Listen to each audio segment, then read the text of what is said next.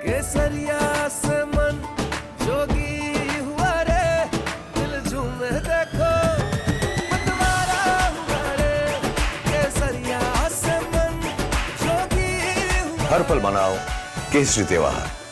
विमल, बोलो जुबान केसरी। नमस्कार, न्यूज के इकलौते फैमिली शो न्यूज की पाठशाला में आपका स्वागत है। आपके साथ मैं हूं राकेश पांडे। सबसे पहले आपको बता दूं कि आज पाठशाला में क्या क्या है और कौन कौन सी क्लास आज लगने वाली है। बंगाल में नया सियासी खेला शुरू हो गया, एक अलग सीन क्रिएट हो गया। ममता बनर्जी इस्तीफा देने से इनकार कर रही हैं। सवाल यह है कि प्रधानमंत्री मोदी और गृह मंत्री अमित शाह आगे क्या करेंगे, इसके बारे में आपको सबसे पहले बताऊंगा। ममता बनर्जी हार गई हैं, 22 मंत्री चुनाव हार गए। चुनाव में ममता को हराने वाले राहुल गांधी भी उनके साथ जाकर खड़े हो गए। विपक्ष क्यों कह रहा है कि बंगाल में वोट चोरी हो गई, 100 से ज्यादा सीटें लूट ली गई, इसके बारे में भी आपको आज तफसील से बताऊंगा। और सबसे बड़ा सवाल है कि क्या शुवेंदु अधिकारी ही होंगे पश्चिम बंगाल के अगले मुख्यमंत्री, या फिर मोदी शाह के दिमाग में कुछ और चल रहा है, इसके बारे में भी आपको अहम जानकारी दूंगा। पश्चिम बंगाल में बीजेपी की जीत की वो जश्न की तस्वीरें जिसने ममता बनर्जी को बेचैन कर रखा है, वो तस्वीरें भी आपको दिखाऊंगा। और साथ ही थिंक टैंक फेल साबित हुआ, कैलकुलेशन सामने आया है। ममता बनर्जी को क्या मुस्लिम वोटर्स ने हरा दिया, जिसके दम पर वो बड़ी जीत का दावा कर रही थी, इसके बारे में भी आज चर्चा होगी। मुसलमानों के सो कॉल्ड पैरोकार पूरी तरह से धराशायी हो गए। ओवैसी, अजमल, हुमायूं, पीरजादा सब पीछे छूट गए। क्या उनकी एक्चुअल तस्वीर रही चुनावी नतीजों में, वो आपको जानकारी दूंगा। और साथ ही ईरान युद्ध पर चल रहे सीज फायर के बीच अचानक ऐसा क्या हो गया कि ईरान ने यूएई पर फिर से अटैक कर दिया, इसके बारे में भी आपको बताऊंगा। क्या फिर से ईरान युद्ध शुरू करने जा रहा है? यूएई पर आखिरकार ताबड़तोड़ मिसाइलें क्यों दाग दी गई ईरान की ओर से, इसके बारे में रिपोर्ट आपको दूंगा। लेकिन सबसे पहले आप देखिए दिन भर का आज का रिवीजन।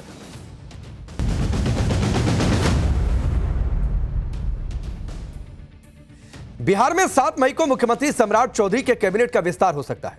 पटना में बीजेपी दफ्तर में अहम बैठक हुई, शपथ ग्रहण समारोह की तैयारी भी चल रही है। सूत्रों के मुताबिक बीजेपी से 12 और जेडीयू से 11 मंत्री शपथ ले सकते हैं, जबकि एलजेपीआर से 2, हम और आरएलएम से 1 मंत्री शपथ ले सकते हैं।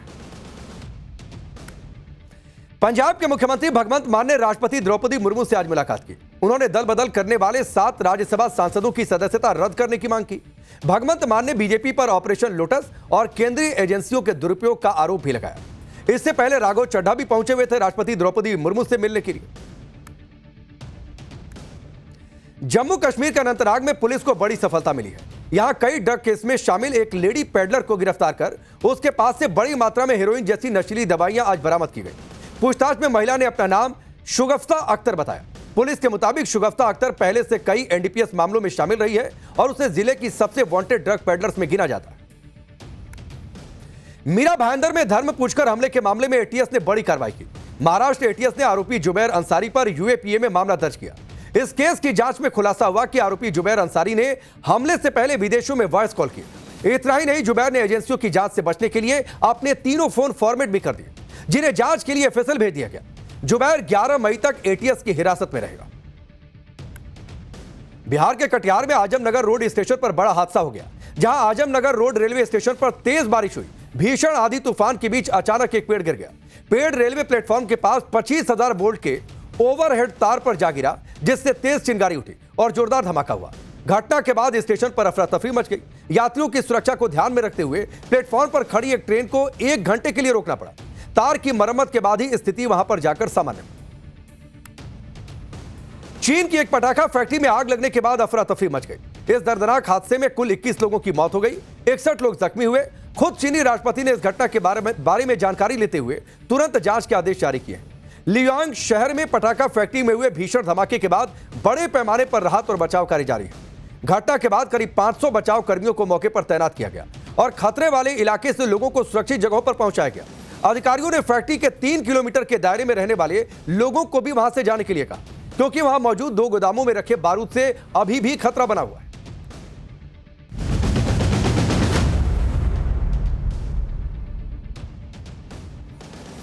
और चलिए अब दिन भर के रिवीजन के बाद पाठशाला में पहले चैप्टर की बारी है। पहला चैप्टर है बंगाल से। बंगाल में नया सियासी खेला शुरू हो गया। ममता बनर्जी इस्तीफा देने से इनकार कर रही है। सवाल यह है कि अब प्रधानमंत्री मोदी और गृह मंत्री अमित शाह क्या करेंगे। ममता बनर्जी चुनाव जोरदार तरीके से हार गई। प्रचंड बहुमत बीजेपी को मिला। ममता बनर्जी के 22 मंत्री हार गए। चुनाव में ममता को हराने वाले राहुल गांधी भी अब उनके साथ खड़े हो गए।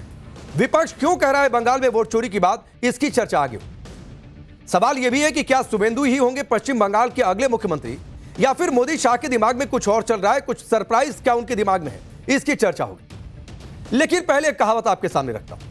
एक कहावत आपने सुनी होगी और कहावत यह है कि किला ढह गया, सेना बिखर गई, लेकिन सेनापति कुर्सी छोड़ने को तैयार नहीं है।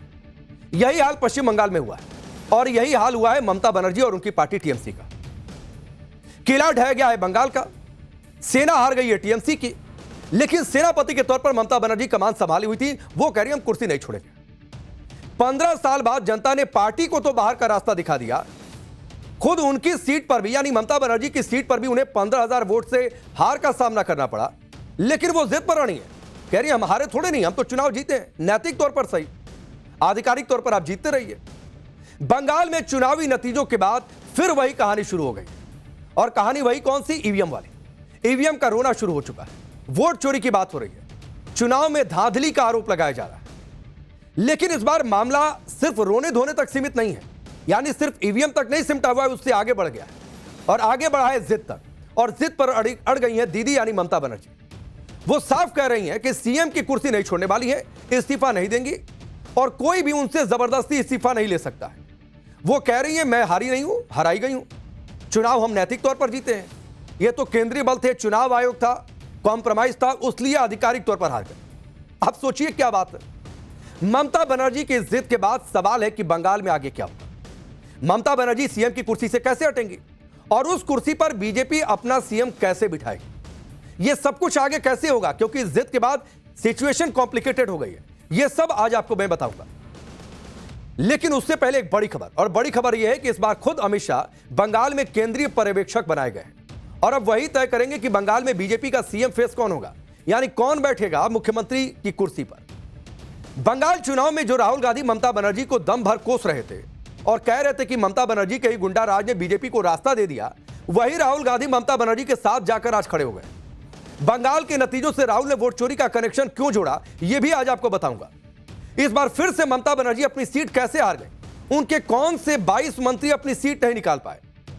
राहुल, अखिलेश, तेजस्वी सब एक सुर में क्या कुछ आज कह रहे हैं और सवाल यह कि क्या इस झटके के बाद ममता बनर्जी इंडी गठबंधन को मजबूत करेंगे जो खुद कमजोर हो गई है, इस पर भी आज बात होगी। बंगाल में बीजेपी का पहला सीएम कौन होगा, यह सस्पेंस बना हुआ है, लेकिन रेस में शुभेंदु अधिकारी का नाम सबसे आगे चल रहा है।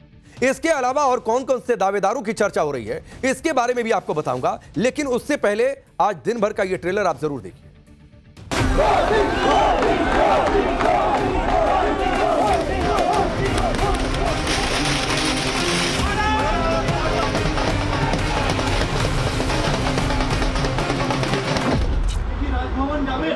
কেন কিসের জন্য আমরা তো হারিয়ে নিয়ে যাব দিতে হবে, নো নট দ্যাট।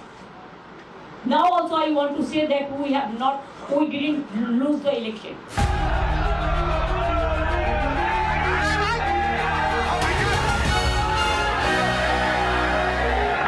पश्चिम बंगाल में पश्चिम बंगाल का तमिलनाडु का चुनाव चोरी कर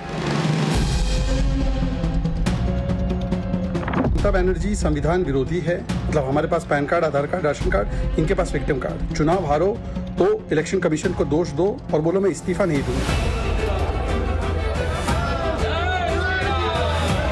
बहुत खुशी है कि आज बहुत टाइम बाद हिंदू कभी अपने बंगाल में इस तरह आया है। लास्ट 5 साल से वेट कर रहे थे इस मूवमेंट का।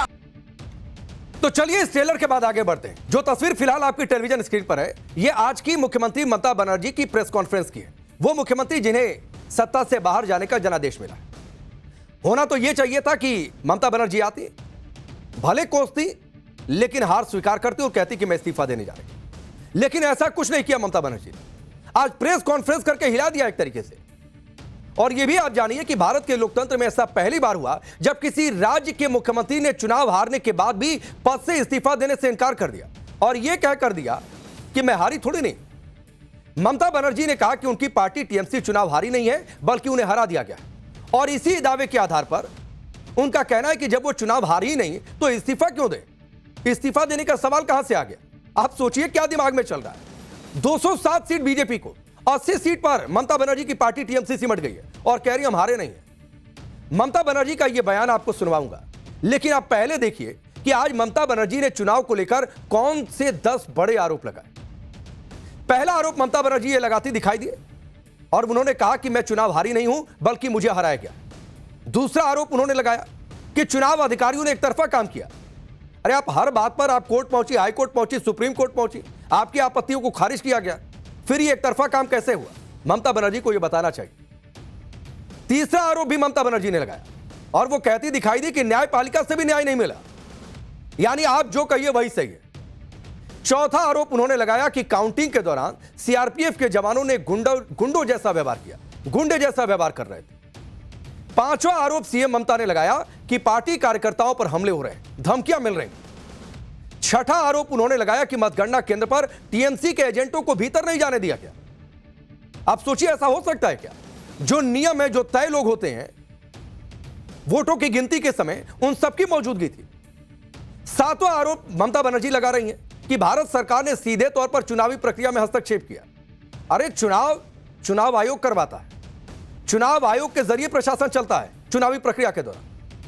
आठवां आरोप ममता बनर्जी लगाती दिखाई दी कि दिल्ली के इशारे पर काउंटिंग सेंटर्स को हाईजैक कर लिया गया। नौवां आरोप उन्होंने यह लगाया कि पुलिस पूरी तरीके से इनएक्टिव थी। अरे पुलिस चुनाव आयोग के निर्देश पर काम कर रही थी और चुनाव आयोग देख रहा था कि कौन सा अधिकारी कहां तैनात रहेगा। 10वां आरोप उन्होंने यह लगाया कि एसआईआर में 90 लाख नाम डिलीट किए गए। तो भाई सवाल है कि आप लेकर कोर्ट गई थी, कोर्ट ने क्या कहा, याद नहीं है क्या आपको? लेकिन प्रेस कॉन्फ्रेंस के दौरान ममता बनर्जी यही नहीं रुकी। उन्होंने मुख्य चुनाव आयुक्त ज्ञानेश कुमार को इस चुनाव का सबसे बड़ा विलेन बता दिया और कहा कि ईवीएम में गड़बड़ी करके वोट चोरी की गई है। अब सुनिए ममता बनर्जी ने इस्तीफे के सवाल पर क्या कुछ कहा, फिर आगे बढ़ता हूं। কেন কিসের জন্য? আমরা তো হারি নিচে যাব, হারলে আমি যদি শপথ দিতে যেতাম তাহলে আমি রেজিগনেশনটা করতাম। এখন তো কোয়েশ্চেন ডাজন্ট অ্যারাইজ।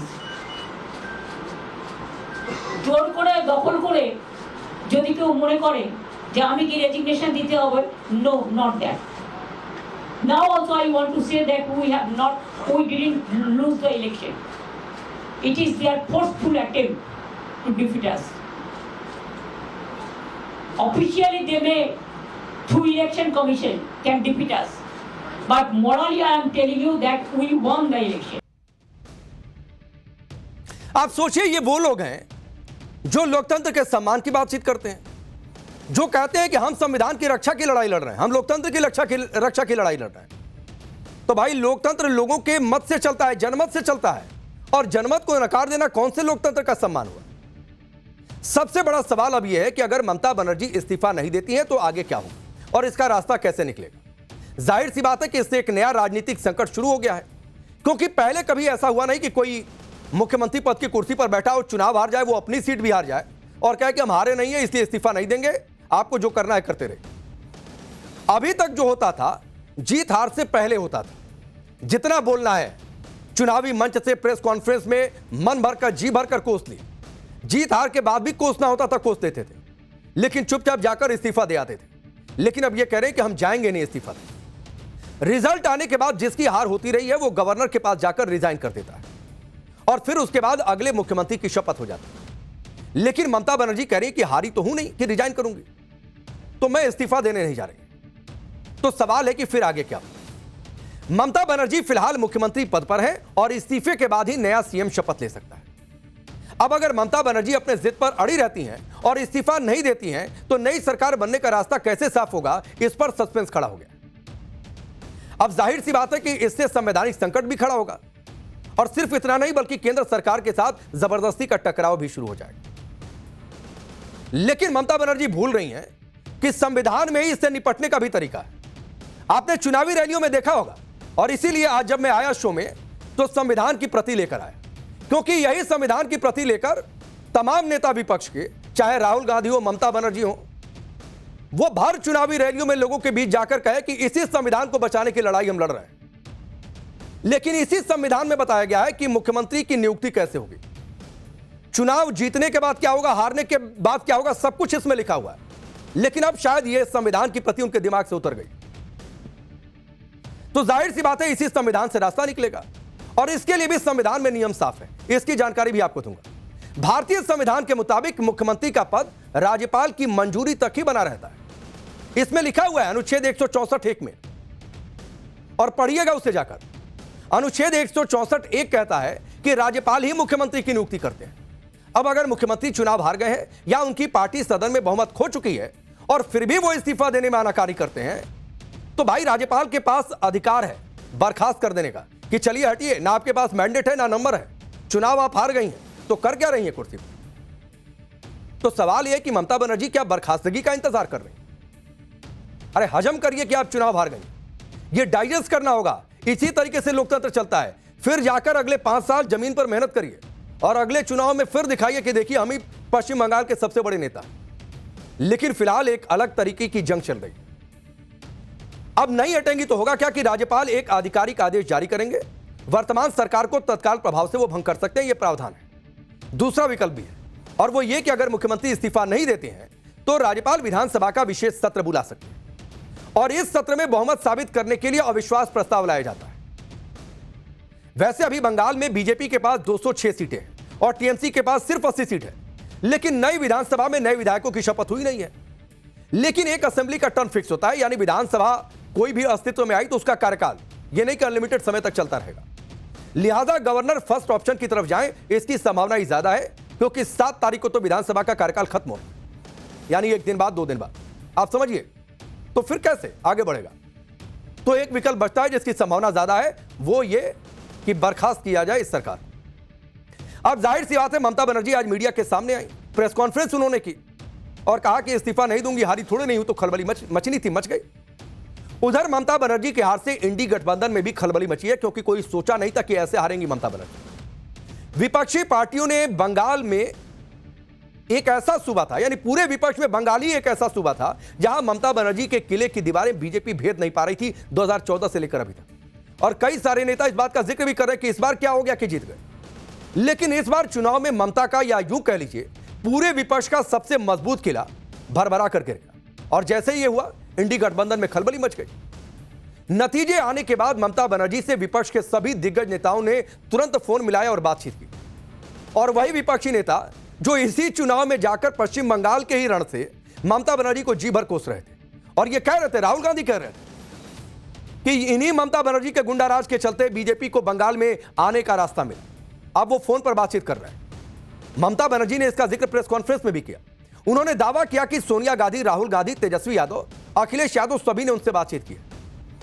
वो ये भी दावा कर रही है कि अखिलेश यादव तो कल उनसे मिलने कोलकाता भी जा रहे हैं। जाहिर सी बात है, सपा खेमे में ज्यादा हड़कंप है और इसलिए है क्योंकि एक नैरेटिव बना और अगले साल यूपी में चुनाव है। इस जबरदस्त झटके के बाद अब ममता बनर्जी को भी इंडी गठबंधन की जरूरत महसूस होने लगी है। यह आज उनकी बातों में समझ में आया। जो पहले कहती थी एकला चलो, वो आज कह रही है कि पूरा विपक्ष एकजुट। तो अब दीदी कह रही है कि इंडी गठबंधन को मजबूत करेंगे। उन्होंने क्या कहा वो आपको बताता हूं। ममता बनर्जी ने कहा कि मेरा टारगेट है कि मैं इंडिया टीम को और भी ज्यादा शक्तिशाली बनाऊं। अब मैं फ्री बर्ड हूं, अब तो मेरी मुख्यमंत्री की कुर्सी भी नहीं है, तो फ्री बर्ड हूं, कहीं भी जा सकती हूं, खुली चिड़िया हूं, उड़ूंगी आसमान में। आप ये सोचिए कि एक ओर कह रही है कि मुख्यमंत्री पद की कुर्सी नहीं है, दूसरी ओर कह रही है इस्तीफा नहीं दूंगी। तो फिर सवाल उठता है कि भाई ये सब जानबूझकर सीन क्रिएट क्यों किया जाए। ममता बनर्जी अब राष्ट्रीय स्तर पर बीजेपी के खिलाफ मोर्चा खोलने का मन बना रही। इसीलिए आज उन्होंने ईवीएम को लेकर एक ऐसा सवाल उठाया जो पहले भी कई राज्यों के चुनावों में उठाया जा चुका है। ममता बनर्जी ने आज ईवीएम में गड़बड़ी का बड़ा आरोप लगाया और टेक्निकल सवाल पूछे। उन्होंने कहा कि जब वोटिंग खत्म होती है तो ईवीएम की बैटरी का लेवल डिस्चार्ज होकर 40% के नीचे पहुंच जाता है, लेकिन काउंटिंग सेंटर पर जब ईवीएम खोले गए तो 90 से 95% तक चार्ज थे। तो ऐसा कैसे हो गया? हालांकि यह सवाल पूछते हुए ममता बनर्जी ये भूल गई कि थोड़ी देर पहले वो ये भी आरोप लगा रही थी कि हमारे एजेंट तो थे ही नहीं। अरे एजेंट थे नहीं तो देखा कैसे कि 90% 95% बैटरी हो गई? तो थे ना वहां पर, और थे तो फिर चुनावी प्रक्रिया का पालन भी हुआ। खैर आगे बढ़ते हैं। हरियाणा चुनाव में आपको याद होगा कि कांग्रेस नेता पवन खेड़ा ने भी यही सवाल उठाया। बैटरी का, ईवीएम की बैटरी कितने % चार्ज है जब काउंटिंग के लिए खोला गया, यह सवाल। हरियाणा कांग्रेस के अध्यक्ष और कई कांग्रेस उम्मीदवारों ने भी यह सवाल उठाया। उनका कहना था कि पोलिंग खत्म होने के बाद भी ईवीएम 90 से 99% तक चार्ज थे। ऐसा कैसे हो सकता है जब वोटिंग के बाद ईवीएम को बंद करके रखा गया? कांग्रेस उम्मीदवारों का यह भी दावा था कि जिन ईवीएम की बैटरी 90% से ज्यादा चार्ज थी उस पर बीजेपी जीत रही थी। तो बीच में कुछ खेला हुआ क्या? और जिन ईवीएम की बैटरी 60 से 70% से कम चार्ज थी उन ईवीएम मशीनों पर कांग्रेस आगे चल रही थी, यह आरोप लगाया। कांग्रेस महासचिव जयराम रमेश ने तो चुनाव आयोग में इसकी शिकायत भी की और आशंका भी जताई थी कि बैटरी परसेंटेज में एनोमली यानी विसंगति इलेक्शन रिजल्ट से जुड़ी हुई लग रही है, इसको लेकर जांच हो। जबकि कपिल सिब्बल ने कहा था कि जिन ईवीएम की बैटरी वोटिंग के दिन 70% डिस्चार्ज हो जाए वो काउंटिंग डे के दिन 90% चार्ज कैसे दिखा सकती है। ईवीएम की बैटरी को लेकर पहले ममता बनर्जी का आप बयान सुनिए, उसके बाद आपको बताऊंगा कि चुनाव आयोग ने ईवीएम की बैटरी इश्यू को लेकर क्या जवाब दिया था। हम लोग जैसा फाइट किया इंची टू इंची, इतना फाइट हम लोगों ने किया जिंदगी मौत को सामने रख के। तब भी अगर हमारा फाइट तो बीजेपी का साथ नहीं था, हमारा फाइट था इलेक्शन कमीशन का साथ। और अगर इलेक्शन कमीशन बेच जाए, अगर जुडिशियरी से कोई जस्टिस ना मिले, अगर इतना लोगों को लॉजिस्टिकल नाम पे निकाल दिया जाए, वन साइडेड इलेक्शन ऑफिसर लोग काम करे, स्विच ऑफ कर दे, ईवीएम मशीन कैप्चर करे। आप हमको बताइए, जब लोगों ने वोट देता है मशीन में, उसका चार्ज बैटरी चार्ज 40 का नीचे उतर जाता है, लेकिन 1995 कैसे हुआ? कैसे हुआ? I am raising the question. तो ईवीएम की बैटरी 90 से 95% कैसे हो गई काउंटिंग के दिन? ये ममता बनर्जी सवाल उठा रहे। चुनाव आयोग ने ईवीएम बैटरी के कम ज्यादा चार्जिंग लेवल के मुद्दे को एक टेक्निकल इश्यू बताया था और ईवीएम बैटरी को लेकर जितने भी सवाल पूछे गए थे सभी का एक जैसा जवाब दिया था। चुनाव आयोग ने क्या इस सवाल का पहले जवाब दिया था वो आपको बता देता हूं। चुनाव आयोग का यह कहना था कि ईवीएम की बैटरी का परसेंटेज डिस्प्ले वोल्टेज बेस्ड है। इसमें 7.4 वोल्ट से ऊपर चार्ज होने पर बैटरी लेवल 99% तक दिखता है, जबकि यह बैटरी की एग्जैक्ट रिमेनिंग लाइफ यानी बची हुई पावर क्षमता नहीं होती है। इलेक्शन कमीशन ने यह भी कहा कि वोल्टेज धीरे धीरे गिरता है। पोलिंग और काउंटिंग दोनों के लिए बैटरी काफी होती है। इलेक्शन कमीशन ने ईवीएम की बैटरी को लेकर किए जा रहे सवालों को बेसलेस बताया और खारिज कर दिया कि यह जो तर्क दिया जा रहा है कि 30-40% होनी चाहिए, 90-95, 80 कैसे हो गई, यह सवाल ही बेसलेस है। यह भी कहा गया था कि ईवीएम की बैटरी लेवल का वोटिंग, काउंटिंग या रिजल्ट से कोई लिंक नहीं है, यानी ईवीएम की बैटरी कितने परसेंट चार्ज है इससे जो उससे रिजल्ट निकलेगा इन दोनों का कोई लिंक नहीं है, तो जोड़िए मत इसको। लेकिन हरियाणा में कांग्रेस ने जोड़ा और अब पश्चिम बंगाल में ममता बनर्जी इसको जोड़ रहे।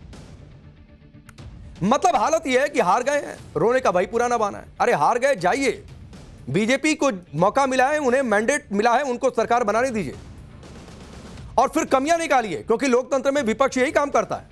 और कमियों को लेकर जनता के पास जाइए और देखिए कि पश्चिम बंगाल की हालत सुधारने का जो वादा बीजेपी ने किया था वो वादा बीजेपी पूरा करती है कि नहीं। अब अगर बंगाल में ईवीएम खराब था तो सवाल उठता है कि भाई केरल में कौन सा बैलेट पेपर से चुनाव हुआ? केरल में भी तो ईवीएम से चुनाव हुआ, वहां जीत गया तो ईवीएम ठीक है, वहां परसेंटेज भी ठीक है, वहां कोई बैटरी नहीं देखने गया कि ईवीएम में कितने परसेंट बैटरी वोटिंग डे के दिन थी और कितनी परसेंट बैटरी काउंटिंग डे के दिन थी। तुलना करते देखकर भी सवाल तमिलनाडु को लेकर भी है कि भाई तमिलनाडु में क्या हुआ। लेकिन आप लॉजिक देखिए, तर्क देखिए, जहां इंडी गठबंधन हार गया वहां ईवीएम की बैटरी अधिक हो गई, मतलब बंगाल और असम वहीं ईवीएम में गड़बड़ी हुई है। तो भाई सवाल यह कि कौन सा लॉजिक है? और फिर सवाल तो यह भी है कि आप यहां पर पश्चिम बंगाल में कह रही हैं और कांग्रेस सपोर्ट भी कर रही है कि हम इस्तीफा नहीं देंगे। अब केरल में कांग्रेस को सरकार बनाना है, वहां पर पिनराई विजयन मुख्यमंत्री थे, वो भी कहें कि हम हारे नहीं हराए गए हैं, स्टालिन भी कहें कि हम हारे नहीं हराए गए हैं, तो बनाते रहिए अगली सरकार। केरल में तो कांग्रेस को सरकार बनाना है, जाइए बनाइए। पिनराई विजयन अगर कोई आइडिया दे दे कि आप भी ममता बनर्जी की लाइन पर चलिए तो। अब सवाल तो उठता है कि भाई पूरा विपक्ष पब्लिक को समझता क्या? बहाना भी ढूंढ कर लाओ तो कुछ ऐसा जिस पर लोग विश्वास करें, कुछ तर्क हो, कोई फैक्ट हो, आप सिंक कर सकें। यह नहीं कि सोकर उठे और कोई भी बहाना कर दिए। और यह भी एक बात समझना चाहिए कि एक कहावत फिर कहता हूं कि काट की हांडी बार बार नहीं चढ़ती, तो ईवीएम का रोना नहीं चलेगा। चुनाव भी लड़ेंगे, जहां जीत गए वहां पर ईवीएम को एक्सेप्ट भी करेंगे, जहां हार गए वहां कहेंगे सारा विलेन ईवीएम है और सारा विलेन चुनाव आयोग है और चुनाव आयुक्त। अब एक और ममता बनर्जी ईवीएम का रोना रो रही हैं, तो इधर बीजेपी बंगाल में अपना सीएम चुनने की तैयारी में जुट गई। अब बंगाल में सीएम चेहरा कौन होगा, पहली बार बीजेपी बंगाल में सरकार बनाने जा रही है। श्यामा प्रसाद मुखर्जी की धरती रही है, उनके विजन की बातचीत बीजेपी करती है, तो कोई दमदार आदमी चाहिए था जो जाकर वहां पर सीएम चेहरे का नाम वहां पर विधायकों से बातचीत करके अनाउंस करे। और जाहिर सी बात है, अमित शाह से बड़ा नाम कोई हो नहीं सकता है, इसलिए अमित शाह को यह जिम्मेदारी सौंपी। बीजेपी ने अमित शाह को बंगाल का केंद्रीय पर्यवेक्षक नियुक्त किया है। ओडिशा के मुख्यमंत्री मोहन चरण मांझी को केंद्रीय सह पर्यवेक्षक नियुक्त किया गया है। बंगाल चुनाव में दिल्ली के जितने भी बड़े नेता वहां डेरा डाले हुए थे, उन्हें अभी कहा गया कि आप बंगाल में ही रहिए। सीएम चेहरे समेत बीजेपी की कई रणनीतिक बैठकें बंगाल में चल रही हैं। कौन अगला नाम होगा, क्या शुवेंदु ही होंगे या किसी और नाम पर चर्चा चल रही है। सारा मंथन बंगाल में, और कहा गया है सबसे जितने बड़े नेता हैं आप रहिए वहीं पर बंगाल में डेरा डालकर रहिए। सभी बड़े नेताओं को कहा गया है कि वो शपथ ग्रहण की तैयारियों का ध्यान रखें। इसके अलावा बंगाल शासन की महत्वपूर्ण फाइलों पर भी खास नजर रखने के निर्देश पार्टी की ओर से बीजेपी नेताओं को दिए गए हैं कि देखिए 15 साल से जो खेला चल रहा था या जो हिसाब किताब की बात भारतीय जनता पार्टी ने कही है, वो करने के लिए बीजेपी नेताओं को कहा गया कि आप रहिए वहीं पर। बंगाल में इस बार ममता सरकार के खिलाफ एंटी इनकम्बेंसी की ऐसी लहर चली कि टीएमसी के 35 में से 22 मंत्री हार गए। आप सोचिए, 35 ममता बनर्जी कैबिनेट में 35 मंत्री, उसमें से 22 मंत्री चुनाव हार गए। और दावा यह किया जा रहा है हम हारे थोड़ी नहीं, हराए गए। खुद मुख्यमंत्री ममता बनर्जी भी अपनी कुर्सी नहीं बचा पाई, यानी जिस सीट पर वो खड़ी थी वहां से 15,000 वोट से हारे। टीएमसी के करीब 63% मंत्री चुनाव हारे। बंगाल चुनाव में कुछ सीटों पर हार का अंतर भी बहुत बड़ा रहा। उद्योग मंत्री शशि पांजा 14,600 वोटों से हार गए। पूर्व मंत्री निर्मल मांझी 49,500 वोट से हार गए। उदयन गुहा 17,400 से ज्यादा वोट से हार गए। प्रदीप मजुमदार 30,900 वोट से हार गए। चंद्रिमा भट्टाचार्य 26,400 वोट के अंतर से हार गए। हार ही नहीं हुई। अब सोचिए क्या लॉजिक है। पहले दिल्ली और अब तमिलनाडु के साथ बंगाल में भी इंडी गठबंधन के सहयोगी दल सत्ता से बेदखल हो चुके हैं, बाहर जा चुके हैं। इसीलिए विपक्ष की बेचैनी बढ़ गई है कि यह बड़ा वाला मजबूत किला ढह गया, वहीं से ललकार होती थी, वो ललकार अब कैसे दी जाएगी। इसीलिए राहुल गांधी से लेकर अखिलेश यादव तक ने चुनाव के नतीजों पर बीजेपी और चुनाव आयोग को दम भरकर कोसा। और वही राहुल गांधी कोस रहे हैं जो पश्चिम बंगाल में चुनाव प्रचार में ममता बनर्जी को कोस रहे थे। राहुल गांधी तो ममता के साथ खड़े हो गए, उनकी हाँ में हाँ भी मिलाने लगे हैं। एक बार कोई उनको जाकर रिमाइंड कराया कि भाई आप ही तो कह रहे थे कि टीएमसी का जंगल राज, ममता बनर्जी का गुंडा राज, और उसी के चलते बीजेपी को रास्ता मिला। अब क्या हो गया? यही राहुल गांधी थे जो बंगाल चुनाव में ममता बनर्जी को पानी पी पी कर कोस रहे और कह रहे थे कि टीएमसी बंगाल में बीजेपी को जीतने का रास्ता दे रही है। तो टीएमसी ने रास्ता दिया, बीजेपी जीत गई। अब कह रहे हैं कि बंगाल में 100 सीटों की चोरी हो गई। अखिलेश यादव ने भी नतीजों पर सवाल उठाते हुए तंज कसा और लिखा कि बंगाल में जब नतीजा मनमर्जी से निकलता है और निकल ही गया तो भाजपाई परंपरा के मुताबिक मुख्यमंत्री भी मनमर्जी से ही बनेगा। भाई सवाल तो यह है कि बीजेपी को मैंडेट मिलेगा, कौन मुख्यमंत्री बनेगा ये बीजेपी को देखना है, उनके विधायकों को देखना है। खैर, विपक्ष को जवाब देते हुए केंद्रीय मंत्री किरण रिजिजू ने कहा कि एक अंधा भी मोदी जी की लोकप्रियता को बेहतर देख पाएगा। जो व्यक्ति सोने का नाटक कर रहा हो उसे जगाया नहीं जा सकता। संजय राउत भी आ गया आज सामने। वो कह रहे हैं कि ममता ने इस चुनाव में राहुल से बात नहीं करके बहुत बड़ी गलती कर दी। सुनिए पहले उनके बयान। डेफिनेटली राहुल गांधी बार बार बोल रही थी ममता दीदी का ये बहुत बड़ा अपराध है, राहुल गांधी की बात मानी। अगर राहुल गांधी जी के साथ ममता दीदी बैठती, चर्चा करती तो कुछ नतीजा और भी आ जाते। राहुल गांधी ने जो जो कहा है वो सच हो गया है। दूरदृष्टि वाला नेता है, विजन है उनको।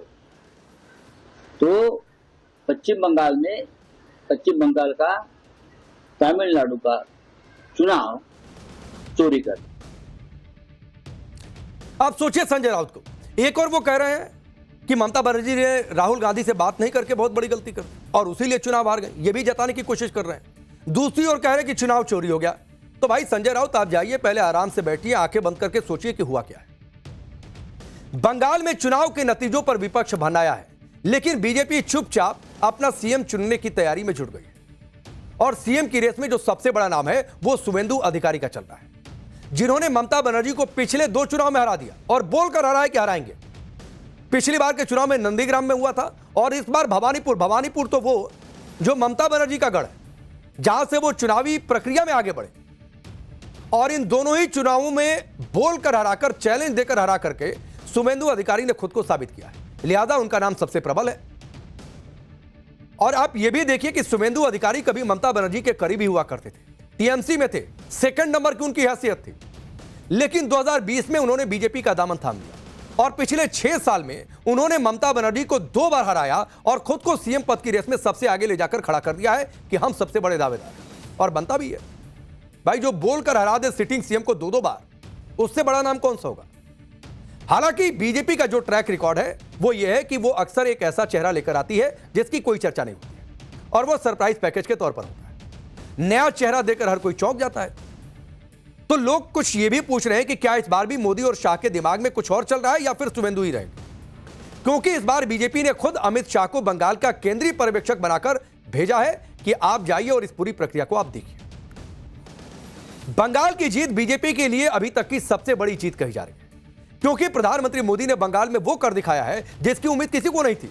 वो ये कहते थे कि मान लीजिए कि 226 सीट पर हम ही खड़े हैं, जिसको लेकर डेरेक ओब्रायन ने चुनाव वोटिंग के दिन, आपको याद होगा कि चैलेंज दिया था कि 226 सीट पर आप ही खड़े हैं और ममता बनर्जी जीत गई तो क्या आप इस्तीफा देंगे। हालांकि डेरेक ओब्रायन उसके बाद कोई वीडियो बनाते हुए नहीं दिखाई दी। आप देखिए कि बंगाल के कुछ इलाकों में तो बांग्लादेश जैसा हाल हो रखा था, और जब बीजेपी प्रचंड जीत के साथ बंगाल में आ गई है तो कैसे लोग खुलकर सामने आ रहे हैं। ये तस्वीरें आप देखिए, होली मन रही है, अबीर गुलाल लेकर लोग सड़कों पर।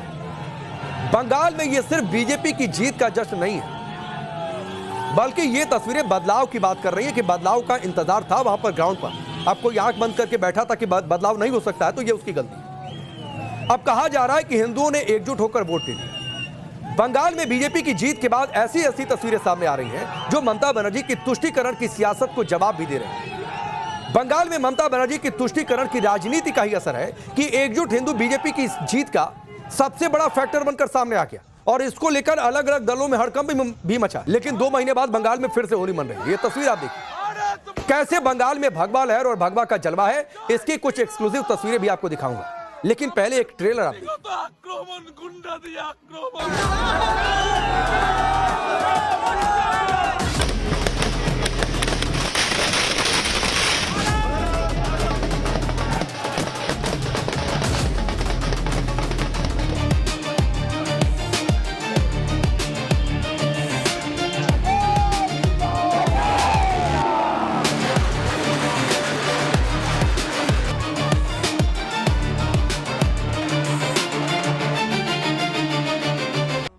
लोग नारे लगाते दिखाई दिए। जिस दिन रिजल्ट आ रहा था उसी दिन नारे लग रहे थे। आप सोचिए क्या ही गजब स्थिति थी। चुनाव के पहले कुछ महीनों पहले था और कई बार तो ये धमकी दी जाती थी कि लगाओ जय श्री राम का नारा देख लेंगे।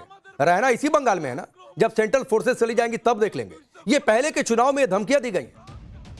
तो अब लोग खुलकर सामने आ रहे हैं और ये तस्वीरें बता रही है जो लोगों के भाव हैं, जो वो भावुक हैं, वो बता रहे हैं कि बंगाल के लोगों को जो चाहिए था वो मिल गया। लोग अब सड़कों पर निकलकर जय श्री राम के नारे लगा रहे हैं। लोग ये कह रहे हैं कि भाई हमने मोदी जी से कुछ नहीं मांगा था, हमने तो उनसे हमारा धर्म मांगा था। आप सोचिए कि इस देश में धार्मिक स्वतंत्रता की बात होती है। संविधान जिसको लेकर नेताओं ने दिखाया, बंगाल में इस चुनाव में एक और बड़ी बात हुई और वो बड़ी बात यह कि इस बार चुनाव में हिंसा ना के बराबर हुई। शांतिपूर्ण चुनाव हुए, कोई जनहानि नहीं हुई है, कोई धांधली नहीं हुई। बंगाल की जनता भी मान रही है कि यह सिर्फ केंद्रीय सुरक्षा बलों की वजह से हुई। इसलिए जहां भी जीत की रैली निकल रही है, लोग सुरक्षा बलों को धन्यवाद देते हुए दिखाई दे। कहा तो यह भी जा रहा है कि पीएम मोदी ने तो झालमुड़ी खाकर बंगाल के चुनाव को रीसेट कर दिया था, जिसके बाद से बंगाल में झालमुड़ी सबसे ज्यादा ट्रेंड कर रही है। लोग तो अब झालमुड़ी पर गाने भी गाने लगे। अब देखिए कई बार चर्चा होती है ना कि ब्रांड मोदी, तो ब्रांड मोदी जिस पर हाथ रखते वो भी ब्रांड और झालमुड़ी अगला ब्रांड। आप देखिए कि जिस तरह से लोग खुलकर जीत का जश्न मना रहे हैं, इससे पहले किसी की हिम्मत ही नहीं हो रही थी कि मंदिर का गेट खोल दे। आप सोचिए ये सब भारत में हो रहा था।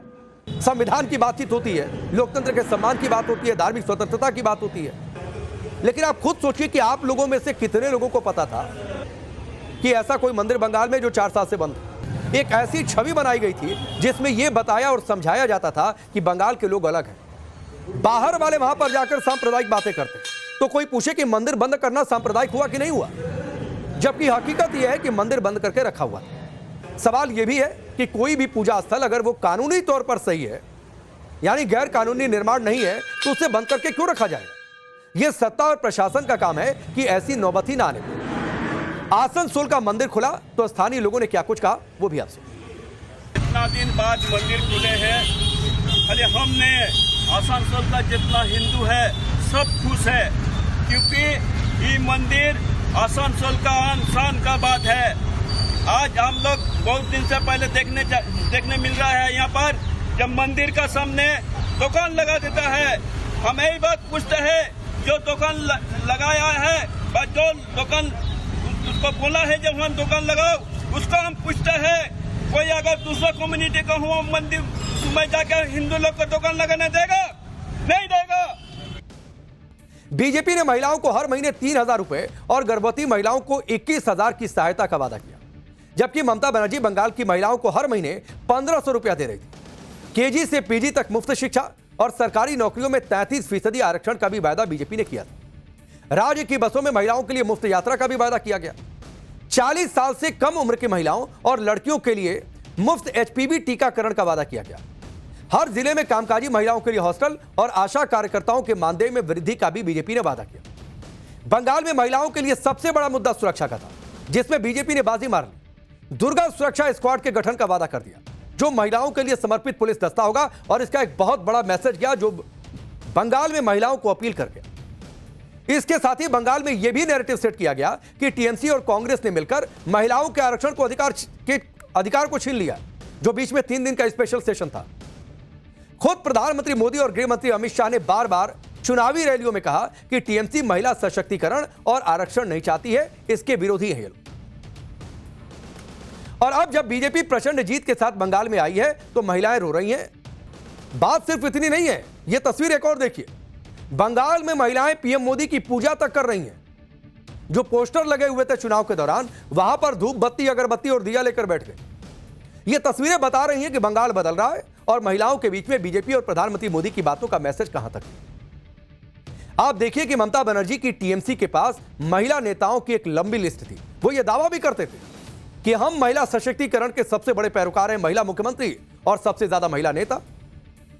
महुआ मोइत्रा, सायनी घोष, चंद्रिमा भट्टाचार्य, शताब्दी रॉय और डोला सेन जैसे चेहरे थे, लेकिन बीजेपी ने यहां पर भी बाजी मार। बीजेपी ने 34 महिला उम्मीदवारों को चुनावी मैदान में उतारा था, जबकि टीएमसी ने 53 महिला उम्मीदवारों को मैदान में उतारा। अब जीत का परसेंटेज देखिए। बीजेपी की 23 महिला उम्मीदवार जीतने में कामयाब रही, जबकि टीएमसी की सिर्फ 14 महिला उम्मीदवार जीत दर्ज कर पाई। तो आप समझिए कि मैसेज गया कि यह बातें दिखावा थी सिर्फ।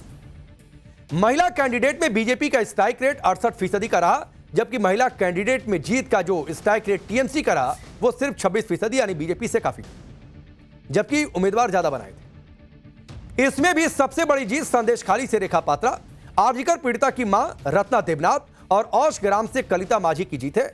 आपको याद होगा कि कैसे प्रधानमंत्री मोदी जब चुनाव प्रचार में गए थे, रत्ना देवनाथ मंच पर थी और उनका जिक्र प्रधानमंत्री ने किया था। रेखा पात्रा संदेशखाली में सामूहिक बलात्कार की शिकार बनी। उन्हें बीजेपी ने लोकसभा में भी उम्मीदवार बनाया था, लेकिन वो हार गई थी। लेकिन विधानसभा चुनाव आया तो उन्होंने बीजेपी के भरोसे को सही साबित किया और जीत गई। रेखा पात्रा ने टीएमसी के उम्मीदवार को 5,000 से ज्यादा वोट से हरा दिया। रत्ना देवनाथ आरजीकर अस्पताल रेप मर्डर की शिकार लड़की की मां। आप सोचिए बीजेपी ने कितना बड़ा मैसेज दिया। आरजीकर मुद्दा कितना बड़ा उछला था। उस पीड़िता की मां को बीजेपी ने टिकट दिया और कहा कि आप आइए और देखिए कि बंगाल में महिलाओं की सुरक्षा कैसे होगी, विधानसभा में बैठिए हमारे साथ। बीजेपी ने आरोप लगाया था कि टीएमसी ने दोषियों को बचाने की कोशिश की थी। बीजेपी ने उन्हें विधानसभा का टिकट दिया और पीएम मोदी ने उनके लिए प्रचार भी किया। मंच पर रत्ना देवनाथ के सिर पर प्रधानमंत्री नरेंद्र मोदी का हाथ वाला वीडियो बहुत वायरल हुआ और शायद उसने बंगाल की महिलाओं को अंदर तक झकझोर कर रख दिया और एक मैसेज गया कि बीजेपी महिलाओं के साथ खड़ी है, महिला सुरक्षा के मुद्दे पर खड़ी है। अब रत्ना देवनाथ ने टीएमसी उम्मीदवार को 28,000 से ज्यादा वोट से हरा दिया। आप सोचिए, जिसका कोई पॉलिटिकल बैकग्राउंड नहीं, इतनी बड़ी मार्जिन से जीत हासिल की। जबकि टीएमसी ने मौजूदा विधायक को बदलकर नए उम्मीदवार को चुनावी मैदान में उतारा था, क्योंकि उनको भी कहीं ना कहीं एहसास था कि मामला यहां पर गड़बड़ है। कलिता माझी गुजारा चलाने के लिए 4 अलग अलग घरों में काम करती थी। बीजेपी का समर्थन करने पर टीएमसी ने उन्हें लगातार परेशान किया, ऐसा उन्होंने खुद ही आरोप लगाया। लेकिन बीजेपी ने उन्हें ही टिकट दे दिया और मुकाबला करने के लिए मैदान में उतार दिया। बीजेपी के टिकट पर कलिता माझी औसग्राम सीट से मैदान में उतरी और टीएमसी उम्मीदवार को 12,500 से ज्यादा वोट से हरा दी। तो यह कहानी है कि कैसे बंगाल में महिलाओं ने सीन बदला है। बंगाल में कुछ जगहों पर हालांकि टीएमसी दफ्तरों में तोड़फोड़ की तस्वीरें सामने आई और टीएमसी आरोप लगा रही है कि यह सब कुछ बीजेपी के इशारे पर हो। यह तस्वीरें आप देखिए किस तरीके से यह तोड़फोड़ हुई है। आसनसोल से यह तस्वीरें, यहां पर टीएमसी के कार्यकर्ता 2 दिन से टारगेट पर है। आज भी जमुरिया क्षेत्र में तृणमूल कांग्रेस के दफ्तर में जमकर तोड़फोड़। टीएमसी के विरोधियों ने दफ्तर में घुसकर सामान दस्तावेजों में आग लगा दी। कोलकाता के बेलेघाटा में भी टीएमसी के दफ्तर पर हमला हुआ और इसका जिक्र आज ममता बनर्जी ने अपने प्रेस कॉन्फ्रेंस में भी किया। इस दौरान ब्लॉक अध्यक्ष पवित्र विश्वास के साथ जमकर मारपीट की गई, उनके कपड़े फाड़ दिए। आरोप है कि बीजेपी समर्थकों ने मारपीट और तोड़फोड़ भी की। सिलीगुड़ी से भी ऐसी तस्वीर सामने आई। यह तस्वीर आप देखिए किस तरीके से टीएमसी के दफ्तर में आगजनी हुई। इस दौरान तोड़फोड़ भी की गई। टीएमसी का आरोप है कि बीजेपी के कार्यकर्ताओं ने आगजनी की। दक्षिण 24 परगना का फाल्टा, हालांकि यहां पर चुनाव रद्द हो चुका है। 21 तारीख को वोटिंग हुई। यहां पर भी टीएमसी दफ्तर में तोड़फोड़ हुई, जिसके बाद टीएमसी उम्मीदवार जहांगीर खान के दफ्तर में ताला जड़ दिया। एक लाइन में आप समझिए, ऐसी किसी भी हिंसा का समर्थन नहीं किया जा सकता। यह पहले भी हम कहते रहते कि बंगाल में या किसी भी राज्य में चुनाव से जुड़ी या कभी भी किसी तरह की हिंसा नहीं होनी चाहिए। भले आप ये कवर अप करें कि कार्यकर्ता इमोशनल हो रखे हैं, लेकिन ये कोई कवर अप थोड़े नहीं है। फिर अंतर क्या रह जाएगा। लेकिन कल प्रधानमंत्री मोदी ने खुद कहा था कि बदला अब और नहीं, यहां से बंगाल में बदलाव का चैप्टर शुरू होना चाहिए और जीत जिम्मेदारी लेकर आती है, वो जिम्मेदारी निभाई जाएगी और यही होना भी चाहिए। सत्ता बदली है तो उसका असर तोड़फोड़ में नहीं बल्कि बदलाव में दिखना चाहिए। और जिस लिए बंगाल की जनता ने इतना बड़ा मैंडेट दिया है वो करके दिखाइए, वरना फिर आप उसी मोड़ पर जाकर खड़े हो जाएंगे। बंगाल को विकास, बेहतर कानून व्यवस्था, महिला सुरक्षा की बेहद जरूरत है। सत्ता बदली है तो अब यह सब जोर शोर से होना भी चाहिए और तुरंत बिना वेट किए। और तभी जो यह दावा किया जा रहा था कि सोनार बांग्ला, वही सच में तभी साकार हो पाएगा। देश ने अब तक हिंदुत्व का जो ब्रांड देखा है, बंगाल का हिंदुत्व उससे काफी अलग है। अयोध्या में भगवान राम और काशी में बाबा विश्वनाथ का आशीर्वाद पाकर धर्म ध्वजा लहराने वाली बीजेपी ने इस बार बंगाल में मां काली वाला हिंदुत्व का नया ब्रांड स्थापित कर दिया। लेकिन मुस्लिम वोटों के सो-कॉल्ड पैरोकार पूरी तरह से धराशायी हो गए। माइनॉरिटी मैथ्स को पूरा कैलकुलेशन जो है उसको समझने का दावा करने वाली खुद ममता बनर्जी, ओवैसी, असम के बदरुद्दीन अजमल, बाबरी वाले हुमायूं कबीर से लेकर फुरफुरा शरीफ के पीरजादा तक सबके सब सियासी युद्ध में बहुत पीछे छूट गए। 5 राज्यों के नतीजे जब आए तो इनको आगे से और बारीकी से समझने की बात कही गई। लेकिन एक और बात, यह बात तय मानी जाएगी कि जिस मुस्लिम वोट बैंक के नाम पर विपक्ष खुद को सिकंदर समझता रहा, उसी की तकदीर अलग तरह से लिखती गई। वोट बैंक वाला मिथ टूट गया। काबा मदीना वाला गीत गाकर लास्ट आवर में मुस्लिमों को एक धागे में पिरोने का पैतरा भी चला, लेकिन फ्लॉप हो गया। एसआईआर का नाम लेकर माइनॉरिटी वोट बैंक को एकजुट करने की कोशिश की गई, वो भी नाकाम रही। एक मुश्त मुस्लिम वोट वाली थ्योरी भी गलत साबित हो गई, जिसकी आज जाहिर सी बात है अब यूपी तक पहुंच रही है। मुस्लिम वोट कैसे फ्लिप हुआ और कैसे इससे बीजेपी को डायरेक्ट फायदा हुआ, यह आपको बताऊंगा। लेकिन पहले आप देखिए कि तुष्टीकरण के नाम पर सियासत का रास्ता कैसे बंद हो गया है। कि कभी दबी छिपी आवाज में मुस्लिम वोट को खुद से दूर बताने वाली बीजेपी अब खुलकर कह रही है कि उन्हें मुस्लिमों का साथ बिल्कुल नहीं मिला। इस बार भी हारा 15,000 से ज्यादा वोट से उनको खुल के मुसलमान वोट दिया। वार्ड नंबर 77 में जितना मुसलमान वोट देने के लिए निकला, सब ममता को वोट दिया। और मुझे हिंदू, सिख, जैन, बुद्धिस्ट लोग ने आशीर्वाद देकर जिताया। ये जीत हिंदुत्व का जीत है, ये जीत बंगाल का जीत है। भवानीपुर सीट पर भले ही ममता बनर्जी को मुस्लिमों का साथ मिल गया, लेकिन वो सब मिलकर एकमुश्त होकर भी दीदी को हारने से नहीं बचा। वजह क्या है, एक बार आप नंबर देखिए। भवानीपुर में करीब 42% बंगाली हिंदू हैं और 34% गैर बंगाली हिंदू हैं और लगभग 25% मुस्लिम वोटर हैं। इस बार गैर बंगाली समुदाय के साथ साथ बंगाली हिंदू वोटों में भी बीजेपी के पक्ष में झुकाव देखने को मिला और यही वजह रही कि 25% मुस्लिम वोटर मिलकर भी ममता बनर्जी को हारने से बचा नहीं पाए। लेकिन बाकी जगह मुस्लिम वोटर ही छिटक गए और यही टीएमसी के हार की सबसे बड़ी वजह भी बन गया। आंकड़े बता रहे हैं कि अगर मुस्लिम वोटर ना बढ़ते तो बंगाल में आज तस्वीर कुछ अलग भी हो सकती थी। बंगाल की वो 101 सीटें जहां मुस्लिम निर्णायक भूमिका में है, वहां टीएमसी के खाते में 53 सीटें आई, बीजेपी के खाते में 42 सीट आई, लेफ्ट, कांग्रेस और अन्य को सिर्फ 2-2 सीट मिली। 2021 में यह मुस्लिम बहुल इन 101 सीटों में तृणमूल 89 सीट जीती थी, बीजेपी को सिर्फ 11 सीट मिली थी और अन्य को सिर्फ 1 सीट मिली थी। एक झटका लगा और इस एक झटके में ममता बनर्जी के सबसे विश्वसनीय वोटर्स ने खेला कर दिया और ममता अपनी तरफ आ रहे इस बवंडर को भाप तक नहीं। हालत यह थी कि काउंटिंग के वक्त टीएमसी के उम्मीदवारों को यकीन नहीं हो पा रहा था कि उन्हें किसी मुस्लिम बूथ में वोट लॉस भी हो सकता है। मुस्लिम वोट नहीं मिला तो इसका ठिकरा भी टीएमसी कैंडिडेट ईवीएम पर फोड़ने लगे। आप सुनिए। मैं जहाँ पे ब्रिज बनाई हूँ वहाँ पे 150 लॉस है, मुस्लिम बूथ में लॉस है, ऐसे कैसे हो सकता है? इसका जवाब बहुत गलत चीज़ हुआ है। मुझे लग रहा है ये ईवीएम हैक हुआ है लिटरली। हम ये चीज़ पे रिलाय नहीं करते हैं। तो भाई एक मैसेज है कि इन्होंने ठेकेदारी समझ रखी थी अपनी मुस्लिम वोट बैंक को लेकर जो टूट गई। टीएमसी दरअसल कंफ्यूज थी और इसी कंफ्यूजन की वजह से सबसे बड़ा सवाल यह खड़ा हो रहा था कि क्या दीदी का पूरा थिंक टैंक ही फेल हो गया। अगर देखा जाए तो टीएमसी के वोट शेयर में सिर्फ 4% अंतर आया है, लेकिन बीजेपी सीटों में 123 बढ़ गई। आखिर यह कैसे मुमकिन हुआ? इसकी सबसे बड़ी वजह रही लेफ्ट आईएसएफ गठबंधन, कांग्रेस और हुमायूं कबीर की पार्टी और इनकी वजह से पड़ी मुस्लिम वोटर्स में फूट। और इसी बिखराव की उम्मीद शायद ममता सरकार के थिंक टैंक ने नहीं की थी। अगर टीएमसी सही समय पर कांग्रेस जैसे दलों के साथ गठबंधन कर लेती, जो बात संजय राउत भी शायद कहना चाह रहे थे, तो बिखराव को कम किया जा सकता था। मालदा, मुर्शिदाबाद और उत्तरी दिनाजपुर जैसे कोर मुस्लिम वोट वाले इलाकों में भी बीजेपी के उम्मीदवार या तो जीतते हुए या फिर आगे बढ़ते हुए नजर आ रहे थे। ये ऐसे इलाके हैं जिन्हें टीएमसी का गढ़ कहा जाता है। अगर ऐसे इलाकों में भी बीजेपी को आप सोचिए बढ़त मिल रही है तो खेला किस लेवल का हुआ आप समझ सकते हैं।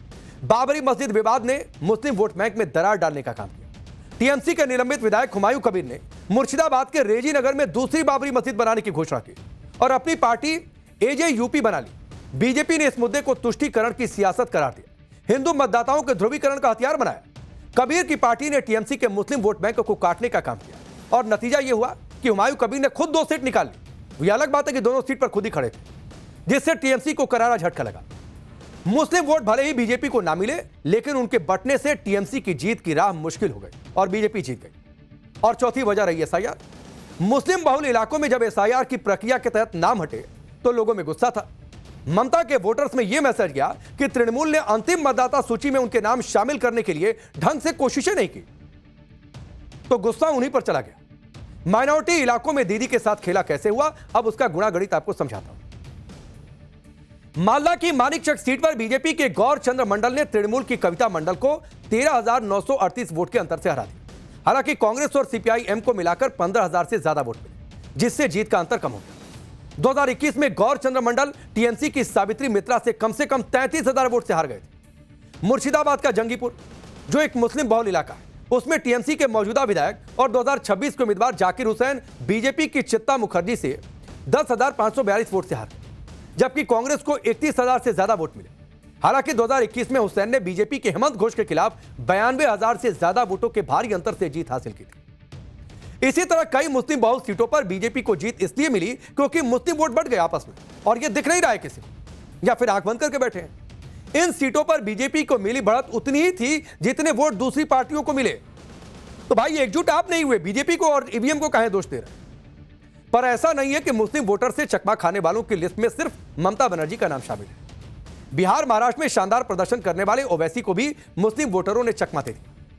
ओवैसी ने लड़ने के लिए 12 सीटें चुनी थी, वो भी खासतौर पर ऐसी सीटें जो बिहार के सीमांचल इलाके से लगती है, ताकि बिहार के विक्ट्री फैक्टर का असर बंगाल तक आए। लेकिन ऐसा कुछ नहीं हुआ, ओवैसी एक भी सीट नहीं पा पाए। ओवैसी की पार्टी का वोट परसेंट भी 0.09 रहा। आप सुनिए रिजल्ट के बाद ओवैसी ने क्या कुछ कहा। बंगाल में पूरे इंडिया में एक ही प्रदेश है जहां पर 60 असेंबली कॉन्स्टिट्यूंसीज हैं, जहां पर मुसलमान मेजॉरिटी में है। कोई स्टेट में नहीं है। 60 असेंबली कॉन्स्टिट्यूंसी जहां पर मुसलमान मेजॉरिटी में है, और 20 ऐसे असेंबली कॉन्स्टिट्यूंसी जहां मुसलमान 30 to 40% है, तब भी बीजेपी जीत रही वहां पर।